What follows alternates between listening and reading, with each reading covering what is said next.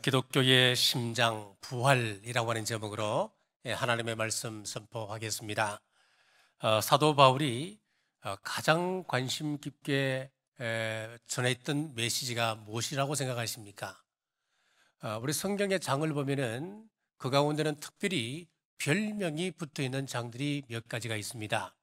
자, 예를 들어 히브리서 11장은 믿음의 장이라고 이야기하지요. 그리고 히브리서 11장은 40절로 구성되어져 있습니다. 고린도전서 12장은 은사장 그렇게 이야기하는데 고린도전서 12장은 31절로 구성이 되어 있습니다.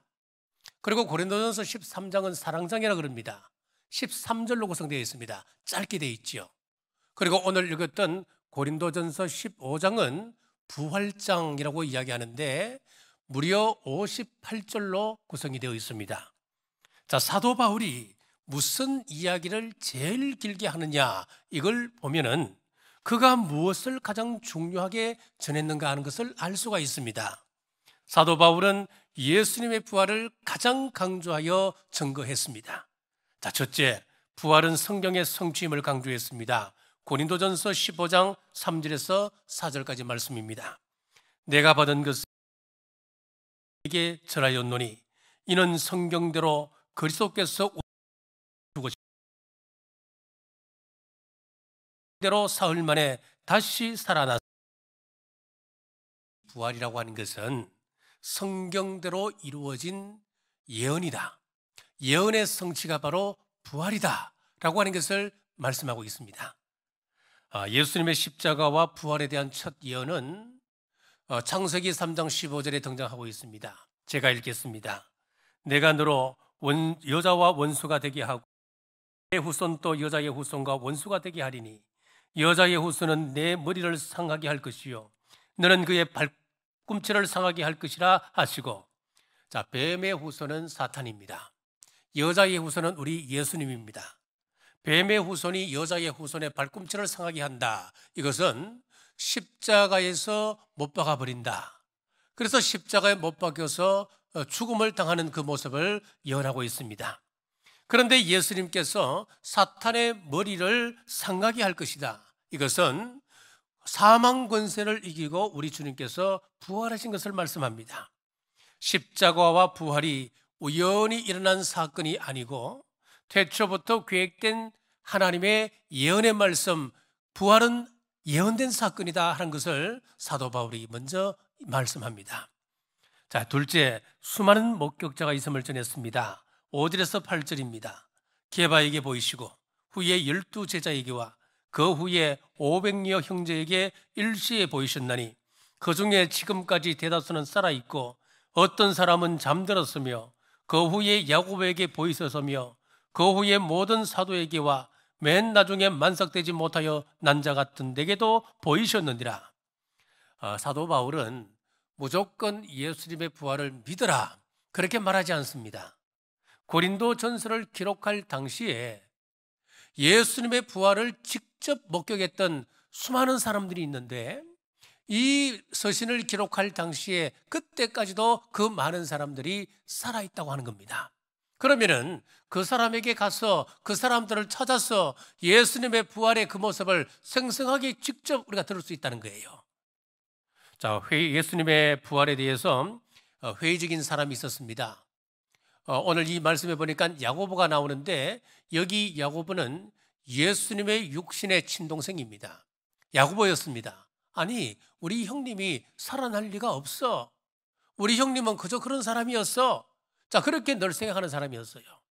그래서 예수님의 부활에 대해서 회의적이었던 그 야고보에게 예수님께서 친히 찾아가셔서 부활의 모습을 보여주셨어요.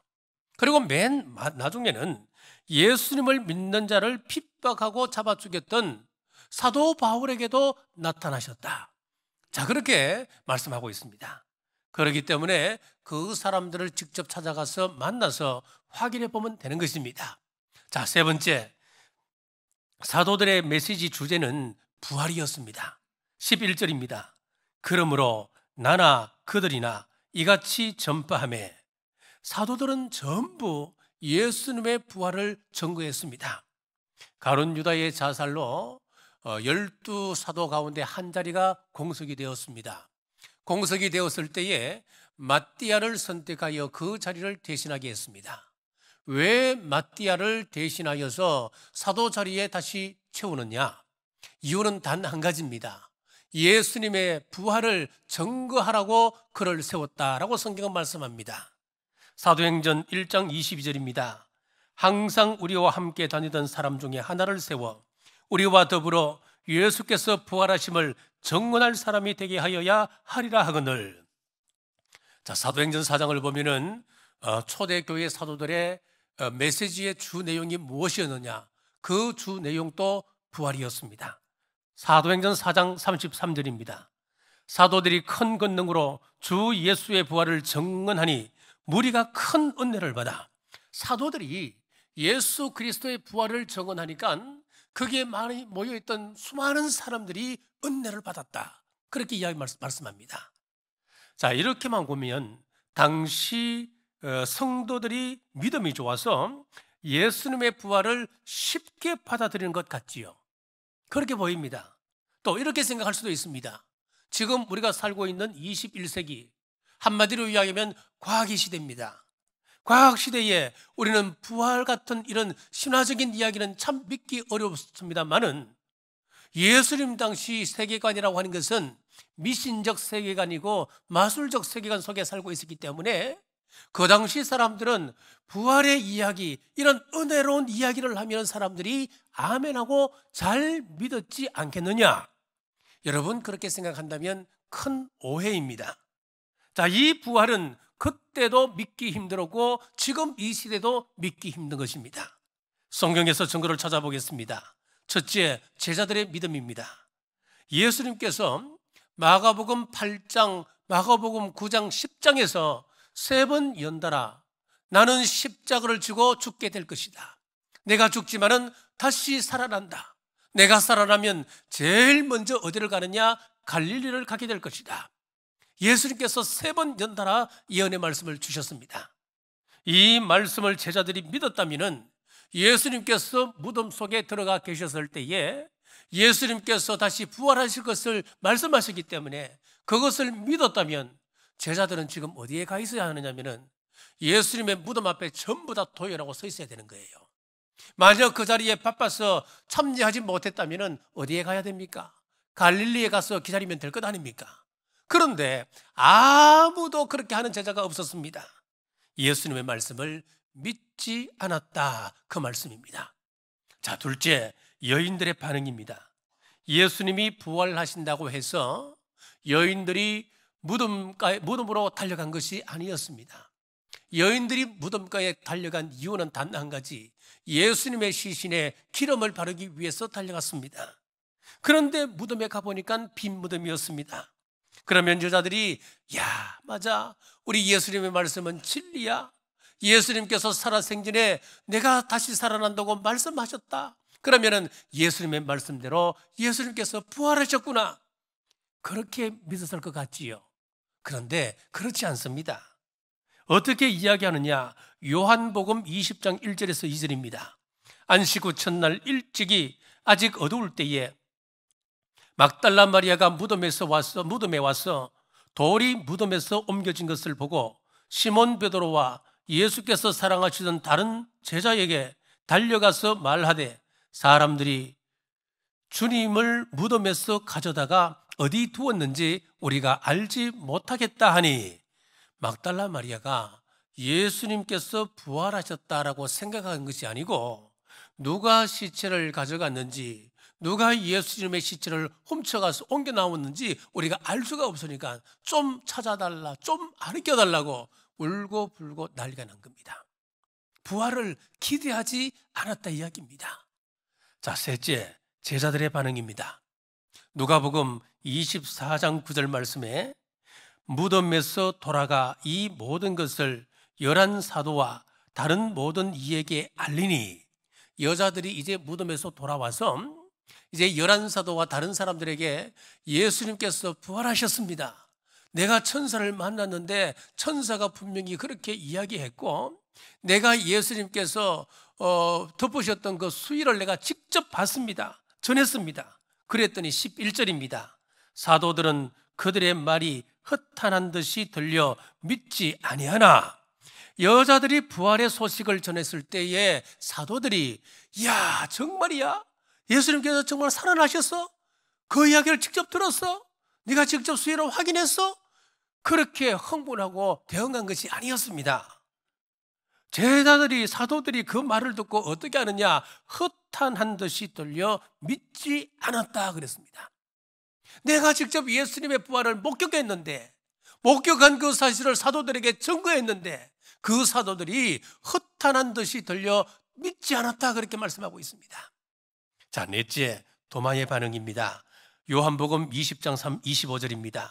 다른 제자들이 그에게 이르되 우리가 주를 보았노라 하니 도마가 이르되 내가 그의 손에 못자국을 보며 내 손가락을 그 못자국에 넣으며 내 손을 그 옆구리에 넣어보지 않고는 믿지 아니하겠노라 하니라.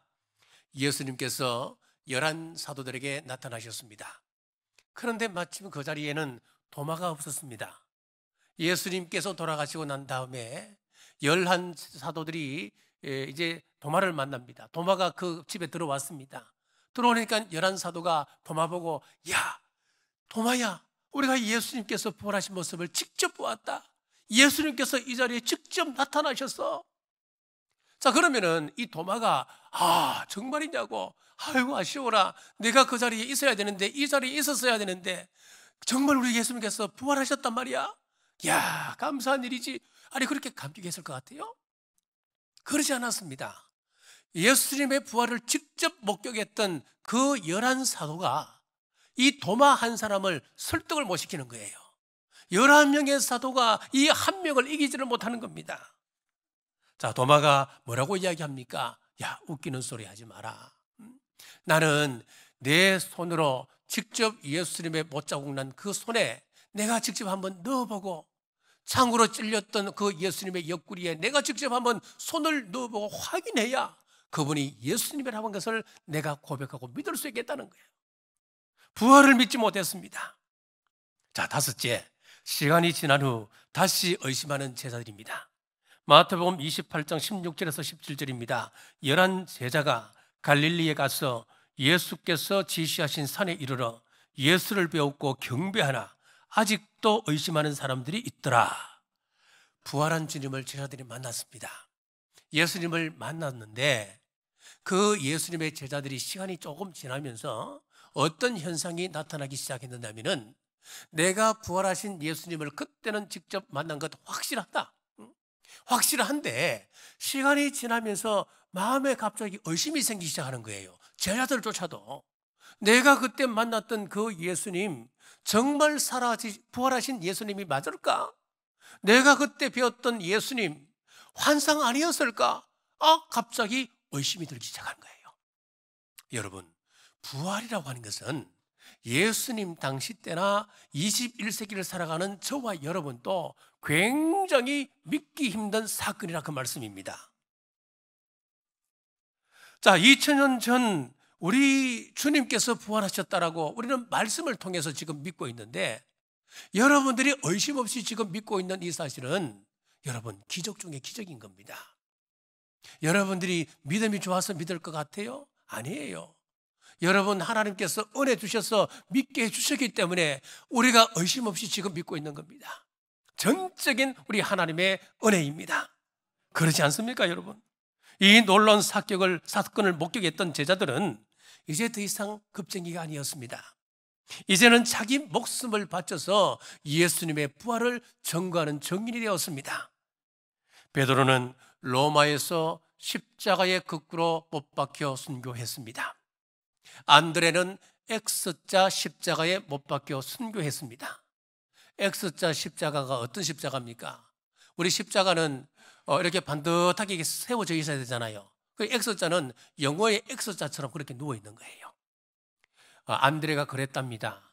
총독에게 나는 십자가를 우리가 아는 그 십자가가 아니고 그리스도의 첫 글자인 키, 그러니까 헬라어로 이 영어의 X자에 해당하는 것을 키 그러거든요.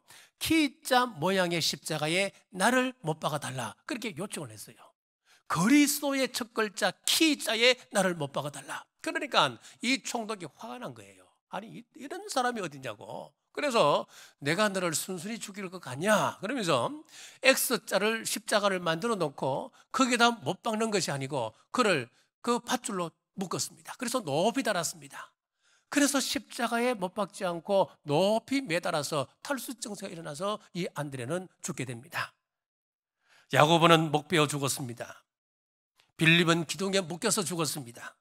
바돌로메는 아르메니아에서 거꾸로 십자가에 못 박혔습니다.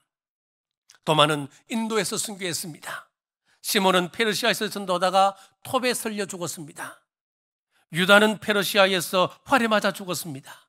마띠아는 에티오피아에서 돌에 맞아 순교했습니다. 이들은 모두 부활의 주님을 증거하고 순교했습니다. 오늘날 교회가 존재하는 이유가 어디에 있다라고 생각하십니까? 부활입니다. 부활이 진짜 일어나지 않았다면 교회는 존재하지 않았을 것입니다. 예수님이 많은 기적을 행하셨습니다. 살아생전에 얼마나 많은 기적을 행하셨습니까? 문둥병을 고치셨습니다. 절름발이를 일으켜 세우셨습니다. 가나 혼인잔치에서 물을 가지고 포도주로 바꾸시는 그런 기적도 일으키셨습니다. 수많은 기적을 일으켰습니다마는 예수님께서 수많은 기적을 일으키셨다고 이 땅에 교회가 탄생하게 된 것일까요? 아니었습니다.